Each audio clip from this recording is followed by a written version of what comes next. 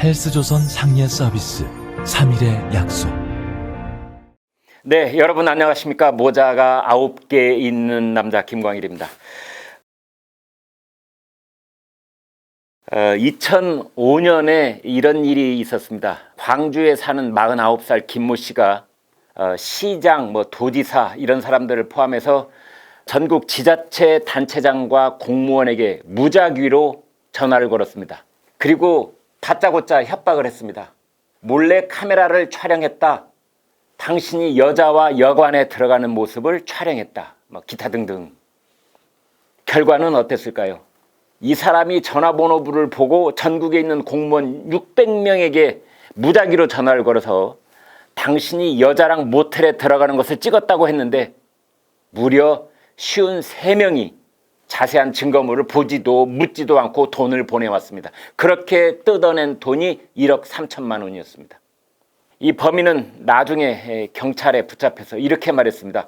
교도소 출소 후 마땅히 할 일이 없었다. 예상외로 몰래카메라 협박이 잘 먹혀들어서 100만 원에서 500만 원씩을 보내왔고 그것을 대포 통장으로 받아 모두 유흥비로 썼다. 이것은 무엇을 뜻할까요? 이 고위공직자나 유명인사들 중에 구린내가 많은 사람일수록 사기 협박범에게 잘 걸려든다는 뜻입니다. 특히 이 몰래카메라로 찍었다는 협박이 제대로 먹혀든다고 합니다. 성착취 영상물을 운영하고 유포한 범인, 얼굴과 신상이 모두 공개된 범인 25살 조주빈. 이 조주빈이 어제 아침 검찰로 송치되기 위해 서울 종로경찰서 포토라인에 섰습니다. 그런데 조주빈이 오래전부터 준비한 듯 작심한 듯 깜짝 놀랄 발언을 했습니다. 손석희 사장님, 윤장현 시장님, 김웅 기자님을 비롯해 피해자들에게 진심으로 사죄한다. 그러자 현장 취재진은 물론이고 온 나라 안이 발칵 뒤집힌 듯 했습니다. 조주빈을 체포하고 수사한 경찰도 갑자기 당황한 듯 우왕좌왕하는 모습이었죠.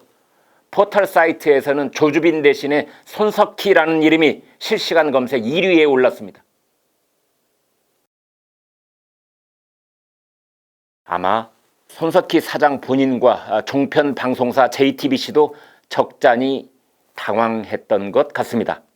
이날 오후 손석희 사장 측은 수사 중인 사건인데도 불구하고 비교적 신속하게 입장문을 내놓았습니다. 손 사장 측과 JTBC는 발빠르게 사태를 진화하려고 자신을 해명하는 입장문을 내놓았겠지만 항용 그렇듯이 서둘러 내놓은 입장문이 오히려 자신에게 불리한 불편한 진실을 밝히는 단서가 되기도 하고 자신의 발목을 잡기도 합니다. 그 입장문이라는 것을 분석해 보겠습니다. 입장문 앞부분입니다.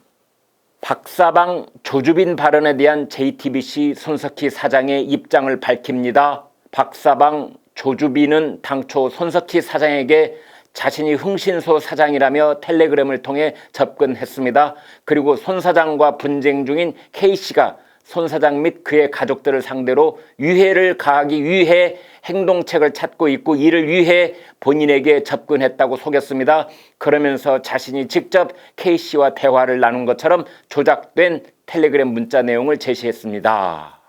네, 일단 여기까지 보겠습니다. 먼저 이 입장문은 손석희 사장 명의로 내놓은 게 아니라 JTBC가 회사 명의로 내놓은 것입니다. 첫 번째 의문은 이번 일은 손석희 개인에 관한 일인데 개인이 사기 협박을 당했다는 일인데 왜 개인이 본인 명의로 입장문을 내거나 개인 변호사를 통해서 입장을 밝히지 않고 JTBC란 회사 이름으로 입장문을 냈는가 하는 점입니다.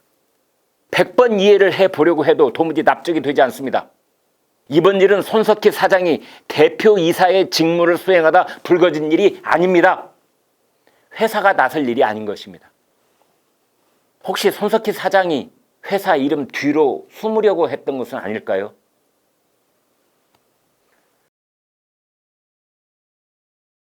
둘째, 입장문은 조주빈이 텔레그램을 통해 손 사장에게 접근했다고 했는데 저 자신도 텔레그램을 수년 전부터 쓰고 있어서 잘 압니다.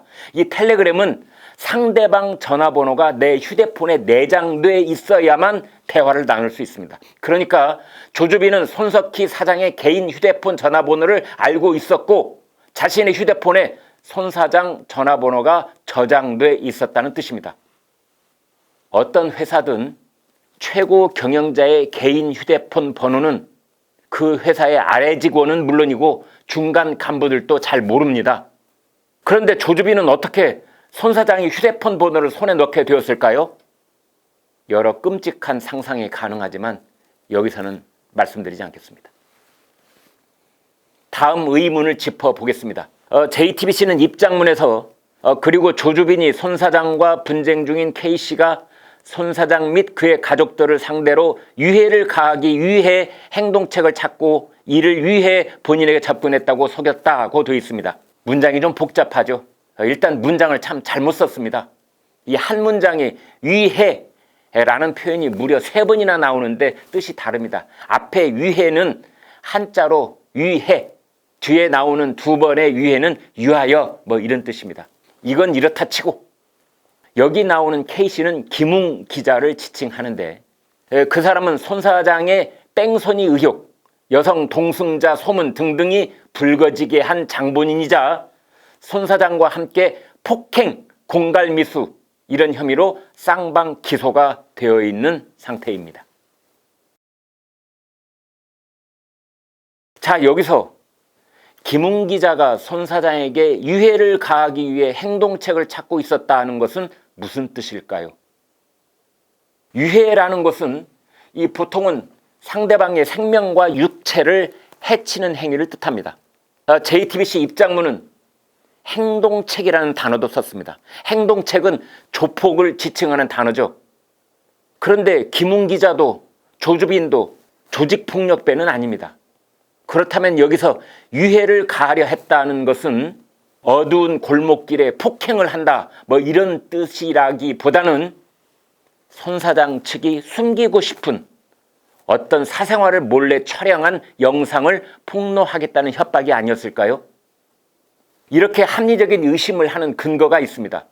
조주빈은 김웅 기자에게 접근해서 손석희 관련 제보 영상이 있다면서 현금 1,500만 원을 뜯어낸 것으로 확인됐기 때문입니다. 이것이 뺑소니 영상인지 아니면 동승 여성 관련 영상인지 그 부분은 앞으로 더 가려내야 합니다. 그러나 조주빈이 손석희 사장과 법정 다툼을 벌이고 있던 김웅 기자에게 손석희 사장 관련 영상을 미끼로 무려 1,500만 원을 뜯어냈다는 게 확인됐고 JTBC 입장문은 김웅 기자가 유해를 가하려 했다고 확인했으니 여기서 말한 유해라고 하는 것은 신체 폭행이라기보다 영상 폭로라고 보는 게 합리적인 의심인 것입니다. 또 다른 궁금증은 왜 공갈 협박을 당했다는 손석희 사장이 경찰에 신고하지 않았을까 하는 점입니다. 심지어 한동안 손 사장과 가족들이 불안감에 떨었다고까지 했으면서 왜 경찰에 신고하지 않았느냐는 점입니다. JTBC 입장문은 이렇게 해명했습니다. 설사 조주빈을 신고해도 또 다른 행동책을 찾을 가능성이 있다고 봤기에 매우 조심스러웠고 그래서 신고를 미루던 참이었다. 이 부분도 납득이 되지 않습니다. 그 유해를 가하려는 궁극 원인이자 주범이 조주빈이 아니라 김웅 기자였다면 당연히 김웅 기자를 경찰에 신고하면 될 일 아니었습니까? 아니 36년을 언론인으로 살아온 현직 방송사 대표라는 사람이 전혀 상식 밖의 행동을 한 셈이고 납득하기 어려운 해명을 내놓은 것입니다.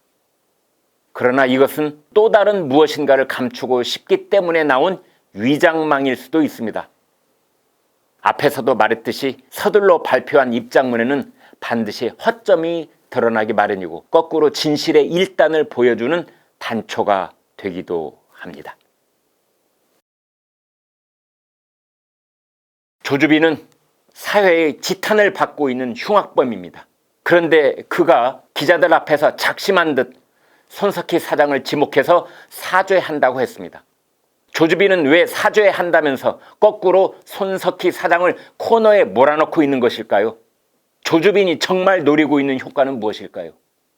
범인이 하는 말은 모두 거짓말이고 피해자라는 방송사 대표가 하는 말은 모두 진실일까요?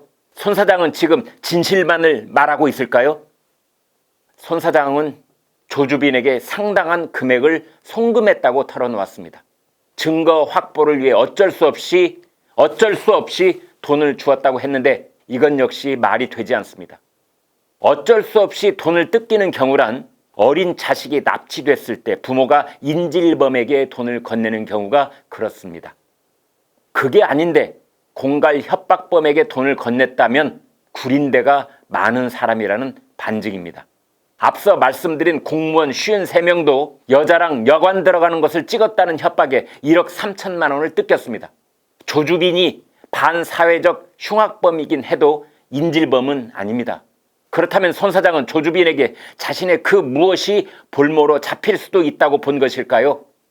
과거 조주빈은 자신의 대화방에서 손 사장이랑 형 동생하는 사이라고 주장하기도 했고 JTBC 손석희 사장실에 프리패스로 드나든다고도 했으며 뺑소니와 여성 동승자 의혹을 불러일으켰던 과천 교회 주차장 CCTV 그리고 블랙박스를 자신이 제거했다고 주장하기도 했습니다.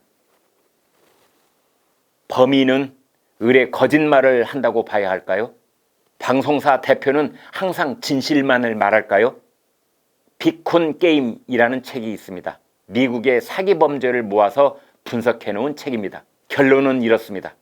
정직한 사람에게 사기 협박은 통하지 않는다. 두고두고 새겨볼 말입니다.